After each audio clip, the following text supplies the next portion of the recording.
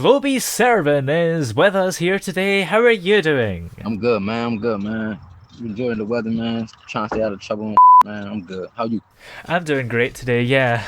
Now, first of all, can you just describe the sort of style of the music that you make?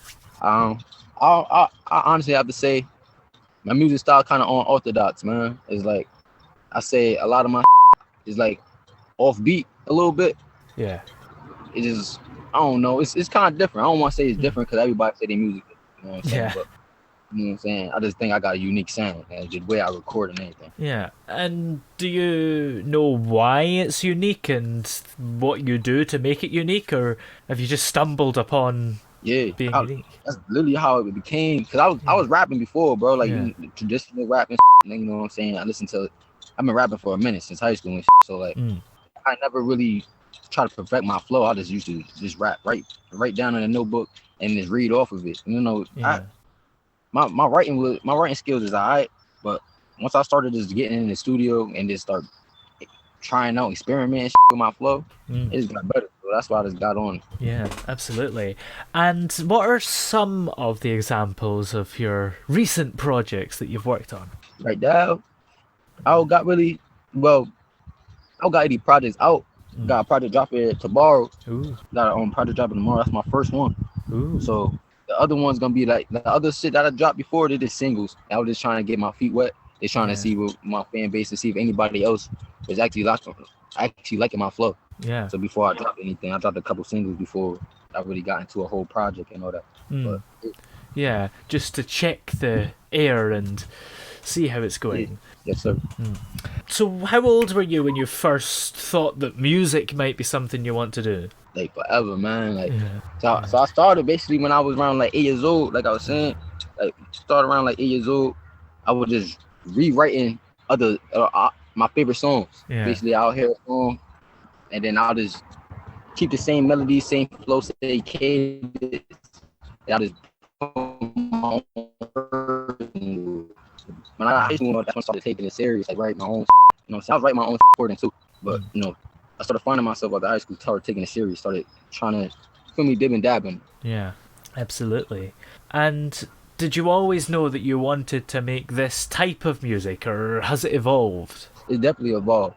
Yeah. It definitely evolved. I started off making like just regular songs, bro. Just like you could say they were jingles. To be honest with you, me and my man Trek, we was in middle school, just having like we had like a little rap crew, whatever. Yeah. We didn't have no studio though. We would just write on a notebook, pass the notebook back and forth, like to finish the song and shit, and we just read it out loud and shit. So it started off there. I'll just say that was like lyrical exercise and all that. Yeah, absolutely. And when you were really young, were you surrounded by any type of music at all when you were at home or with family? It's crazy because each one of like every single person in my family member, my family had different types of music that they enjoyed. Yeah. So it's like I had the best of all worlds to say. Like my brother, he the one that put me on to like the rap music or the underground stuff, like the stuff that I listen to today. And you know, my mom, she had me in the church, so she listened to a lot of gospel music. So I got a lot of the sympathies and melodies and stuff from stuff like that. My sister, she listened to a lot of pop music. She used to listen to rock music too. Yeah. Like stuff like Blink-182, you know, Three Doors Down, stuff like that. And my dad, you know, he had an old school jazz he used to always listen to, and you know, just old school hip hop. And then being around my friends and being around the area, you know, I'm always catching on. And I'm just a music head in general, so I'm always finding new music, regardless of the fact. Even if it's a soundtrack on a video game, I'll be rocking with it, find the real song, and I'll put it on my playlist and stuff. Yeah, for sure. And it's great to grow up around a diverse mix of music, and the church is a great place to learn all about music, isn't it? Yeah, definitely. Yeah. They taught me a lot of things, bro. Even instruments and drums. You know what I'm saying? I played the trumpet for a little while too when I was a kid. So like, I always had music in my blood. Like, yeah. And then, how did you first make the jump to actually start recording music and writing stuff? I first started making the jump really was I just got tired of just writing down raps and just building up. I got notebooks on notebooks. I'm like, yo, I gotta start recording this stuff. Like, I gotta find a way. because I had the money at the time to go to a real studio. So I just had everybody like, it got to be a way. And then my first time getting in the studio, I linked with, I ain't gonna say his name, I'm not really cool with him. But my first time in the studio, I linked with some dude. Me and my mans went in there. Me and my two other friends went in there. We recorded the song. We dropped it. And then once I dropped it and got the feedback from everybody around the city, around the town, schools and all that, that's when I'm like, I can do this. Because it's like the feedback from it was good. So like it was about like 20, 30 people telling me like, I'm really genuinely with that shit. So I'm saying if I can get it like that, just 30 people, I can get 40, 50, 60, you know what I'm saying? Keep it going. So that's what, after that first little hit of, you know what I'm saying, adrenaline from getting feedback and all that just kept me going. Yeah, absolutely. It's great to have great feedback right at the very start, because that gives you the confidence. Like, if your first project got bad feedback, that would really set you back quite a bit. Yeah.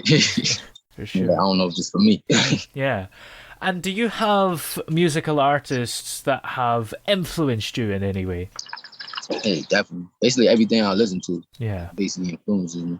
Like I say Gucci, he had heavy influence on me. Even back in 50 Cent, you know, Jay-Z, of course, the greats. But a lot of like people that's not OD up there, like Hood Rich Pablo Juan. I don't know if a lot of people heard of him. Who else? You know, 21 Savage. You know, people like that. Like I listen to basically everything. So if I hear it and I like it, basically I'm absorbing all that. Yeah, absolutely. And you say that you have your own unique style, but do you still perhaps notice things that you've been inspired by? Of course. Yeah. Even like topics or anything like that, or just like I'm like beats basically. That's what really I get a lot of influences, because I'm a beat head like crazy. Like I'm tough on all my beats. Like every single beat I go to, I gotta be able, like that gotta be like one of my favorite beats for me to even try to rap off. So like hearing beats from certain artists and all that would give me a type of direction I want to go in. More likely, I'll say. Yeah. And what is your recording process like? And what do you do when you go to the studio or record it? Basically, I just get in my zone, man. You know what I'm saying? Pour some drink. You know what I'm saying? Roll one. And I just listen to the beat until I feel like I can go in. You know what I'm saying? Most of the time, I'm just going off emotion or straight off the vibe. You know what I'm saying? A lot of times, I'll get stuck on songs. I hear the beat first. I'm like, I'm rocking with this. And then I hear it like two more times. And if I ain't inspired by the second, third time, then I'm going to another beat. Yeah, it happens a lot. But like, I really gotta feel the vibe for me to be like that. Yeah. And the mixtape that you're releasing tomorrow, Sleep Wockin, how would you describe that specifically? I'll describe that basically the whole process of recording this. You know what I'm saying? I was in a different type of mind. It's like like I really zoned out.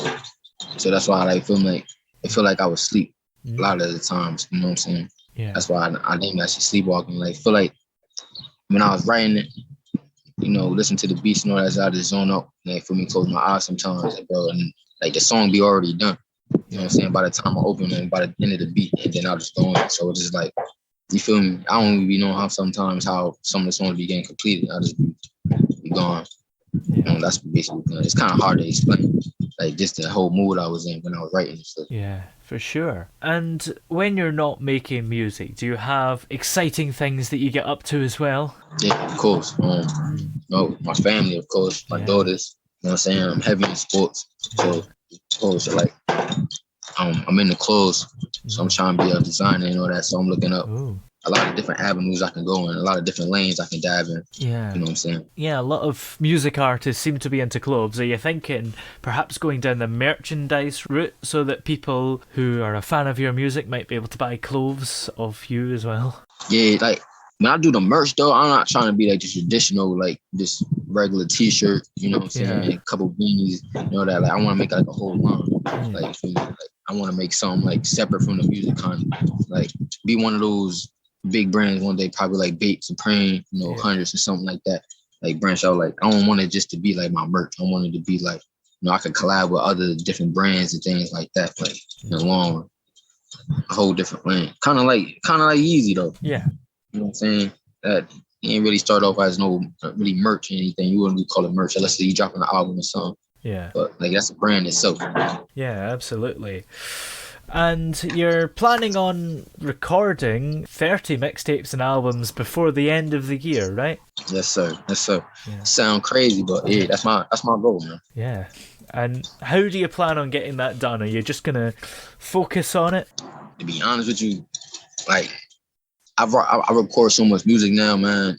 I got so much. A lot of this music that I got on Sleepwalking, like probably say like 50% of it is just music that I've been sleeping on. Basically, I've been just having in my files, listening to it myself. Nobody heard it. Yeah. And I'm like, yo, this shit gotta get leaked. You feel me? Yeah. So basically, like that, I feel I got so much music unreleased. Yeah. I can just drop mixtapes on mixtapes on mixtapes. Of course, I'm gonna keep recording so I can add like new songs in there. But like all the songs I got in my files, nobody heard, so they can really become like just new projects to everybody. So much music is gonna end up being 30 mixtape. Yeah, and there's a lot of artists like that. They're able to knock out loads of songs at a time. Do you find yourself doing that, writing so much in such a short period of time? Yeah, I kind of slowed down with it now. Yeah. Because like now I usually, you know, I'll go over 5. I go to the studio and I'll just literally be off the top. I'll punch in a lot. So like I'll say 1 or 2 bars and then I'll punch in again, whatever I think of. So, but yeah, I still got notebooks on notebooks, like songs that I ain't even record yet. So sometimes I think I write too much. Yeah, and I suppose having loads of stuff and notebooks and writing too much, do you have to kind of choose which is the best stuff and maybe leave some songs out because you simply can't release them all? Yeah. It really comes on like it's like proofreading kind of. Yeah. Like I'll go over it and I'm like, yeah, I don't even. It could have been hard to me back then. But once I go over, I'm like, I don't even like that no more. Like, because I sat on it so long. Some of them be like 3 months old. And I'm like, what was I even talking about? I just scratched it off. Like, you know what I'm saying? So it's a lot of those, but some of them, it could be like a whole year. Yeah. You know what I'm saying? A whole year. And I still end up rereading it over a new beat or something. I'm like, yo, and it'd be one of my favorite songs. So like, I kind of try to hold on as much as I can because you never know. Yeah, for sure. And how has COVID affected you? Have you had even more time to write during this lockdown time, or have you kind of missed the chance to go out and meet the fans in person? Yeah, that's the main thing, just being out and about. You know what I'm saying? Just travel, things like that. You know what I'm saying? The festivals and, you know, like the showcases and open mics and things like that wasn't really out. You know what I'm saying? Wasn't really going on. So I really couldn't show my face and really try to promote myself like I wanted to. But it definitely let me lock in. So that's why that's another reason why I got so much music. I've been had a lot of music. So when quarantine happened, like I just had even more to put on. So that's why I'm like, I'm about to drop 30 mixtapes because like all this music got to go somewhere. Like. Yeah, absolutely. And a lot of people have spent this last year listening to a lot of music to get them through. So it's great that people are still making it. Yeah, exactly. Yeah. And for your longer term plans beyond the 30 mixtapes this year, do you have anything that you're hoping to get up to in your career?